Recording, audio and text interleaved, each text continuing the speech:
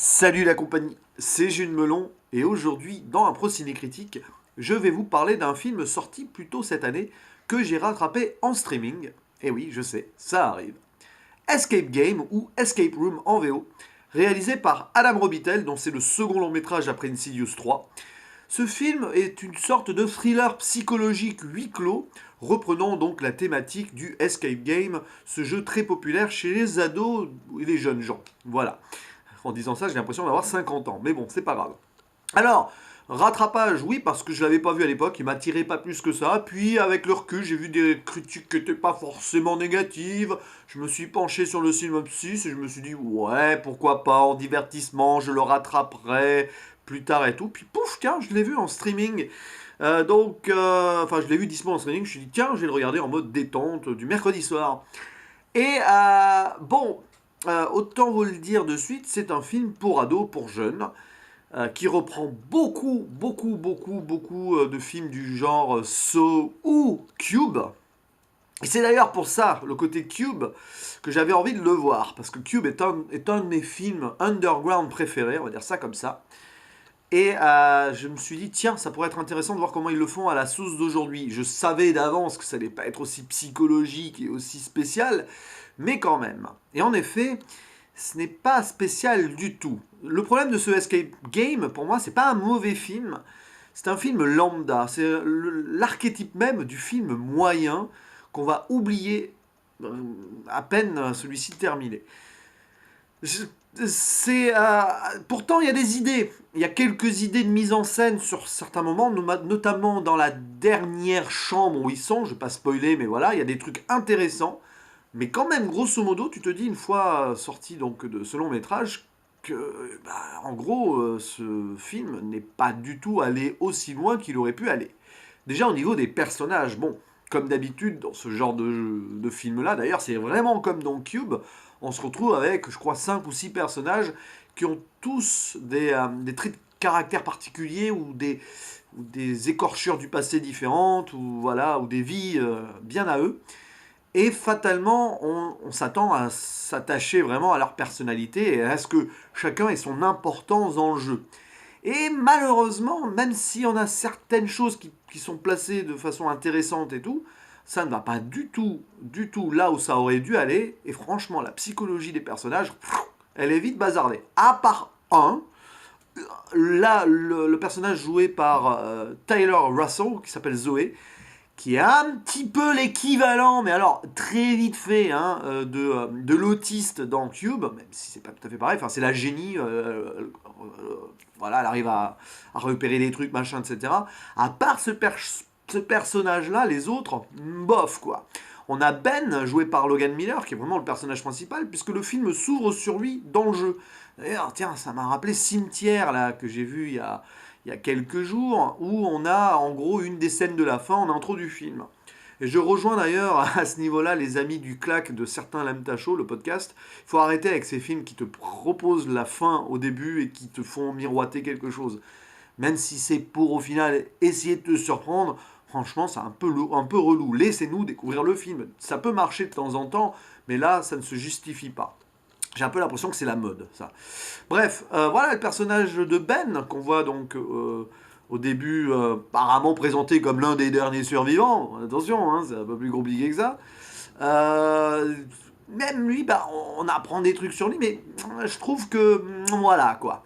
Et c'est vraiment d'autant plus dommage de montrer ces premières scènes-là au début, parce que quand même, on se rend compte d'avance qu'il y a certains personnages qui vont pas avoir la même importance et qui vont y passer, quoi. C'est un peu, voilà, c'est un peu embêtant. Parce que le synopsis du film, il est là. Ce sont cinq six jeunes, je ne sais toujours pas s'ils sont 5 ou 6 6 voilà. Ils m'ont tellement intéressé les personnages que j'arrive même pas à les compter. 6 personnes qui sont invitées, voilà, on ne sait pas pourquoi, à inviter une sorte de escape game à Chicago avec 10 000 $ promis aux vainqueurs. Alors forcément, ça attire les convoitises, l'argent, tout ça. Et bah une fois là-dedans, ils se rendent compte que c'est pas un escape game normal et naturel, parce qu'en gros, dans chaque pièce où ils se rendent, s'ils en sortent pas, ils crèvent. Voilà, il y a des pièges mortels. Et c'est tellement cube, alors que je fais valser mon peignoir de Jedi là. Petite dédicace à Cinemagic s'il regarde cette vidéo. Bref, c'est le postulat de Cube sans le mystère de Cube, parce que dans Cube, ils sont directement, on les découvre dans le jeu, et on ne sait pas pourquoi ils sont là. Là, bon, bah, il y a toute cette première, enfin, je sais pas, ça dure 15-20 minutes avant qu'ils soient vraiment dans le jeu.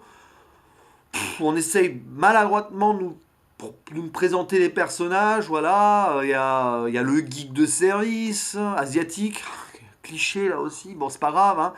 Il y a je sais pas si c'est un chef d'entreprise ou je sais pas quoi, noir américain. Voilà, il y a une vétéran une jeune femme qui a fait la guerre. Intéressant d'ailleurs ça, comme postulat. Mais voilà, ça c'est l'un des personnages qui est vraiment décevant parce qu'il y avait du potentiel et pouf, voilà. Et puis donc il y a Zoé Ben, et puis il y en a un autre qui est un petit peu pâteau et tout maladroit. Bon, vous avez les stéréotypes qui sont là, et bon, bah, après, ils sont là-dedans et ils doivent résoudre des énigmes, machin, plus ou moins intéressantes. Alors, j'ai envie de dire quand même, le bon côté du film, c'est l'esthétique. Parce que si vous m'écoutez là, vous allez vous dire, oh là là, il a vraiment explosé le film, il a mis 2 sur Sens Critique et tout. Non, j'ai mis 5. C'est bien payé, mais j'ai mis 5. Parce que l'esthétique et les pièces, moi, je les ai trouvées bien travaillées.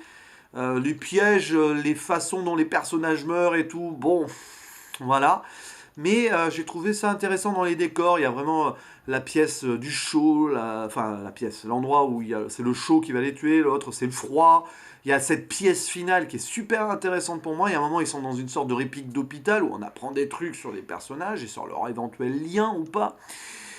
Donc ouais, ça c'est intéressant sur le visuel et on frissonne un peu avec eux, même si on s'attache pas aux personnages. Si ce n'est peut-être à Zoé du coup. Mais voilà, ça reste très sage et trop sage. Alors, je suis pas fan des films du genre Saw et compagnie. J'ai vu que le Saw 1 et le côté gore m'a un petit peu gavé et tout. Bon, peut-être que je me referai cette franchise un jour, mais enfin, je me la ferai en entier en revoyant le 1 pour commencer. Mais là, c'est une sorte de Saw sans le gore. Et les morts sont super sages, hein. Il n'y a pas de sang, il n'y a pas de tripes. On voit que ça a été vraiment fait pour les jeunes. C'est du PG-13, oui, c'est du PG-13 maximum. Donc c'est clairement aseptisé pour que les jeunes de 13-15 ans aillent voir ce film. C'est fait pour eux. C'est vraiment la cible. Là encore, c'est un peu comme Alex, le destin, enfin, le truc là sur la légende arthurienne dont j'ai parlé la semaine dernière, enfin en début de semaine là. C'est pareil. C'est un film qui ne s'adresse qu'aux jeunes. Il n'y a pas de seconde lecture très intéressante derrière, même si.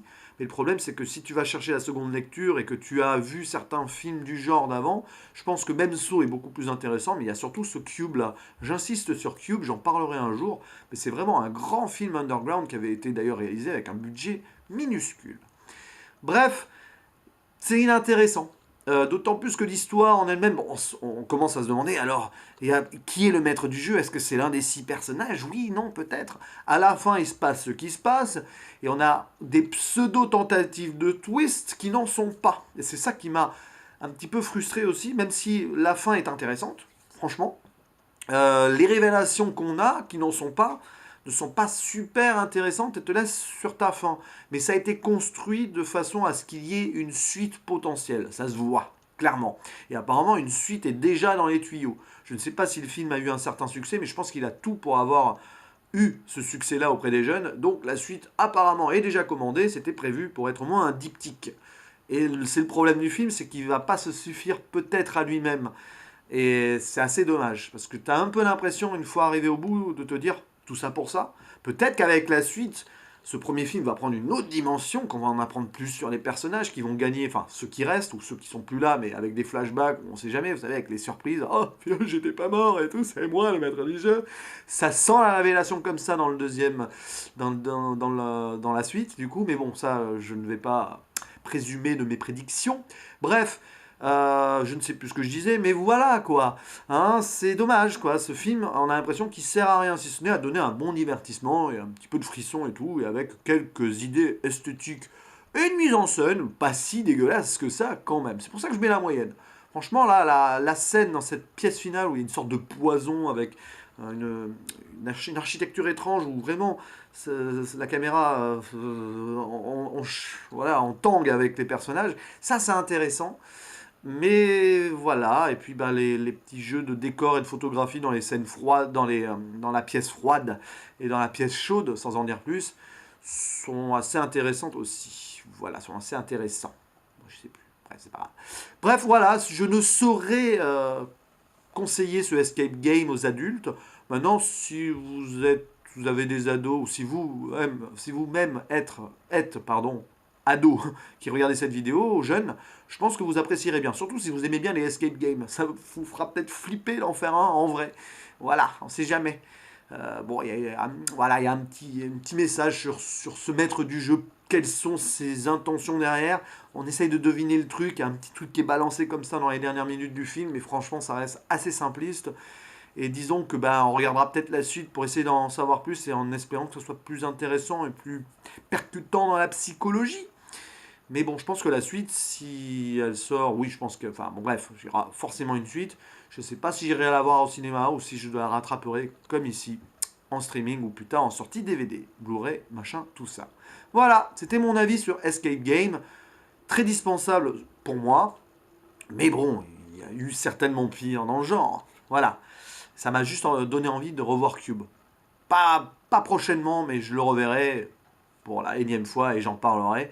Parce que celui-là, je vous le conseille, il est quand même beaucoup plus trituré et torturé. Avec un message beaucoup plus profond derrière. Voilà.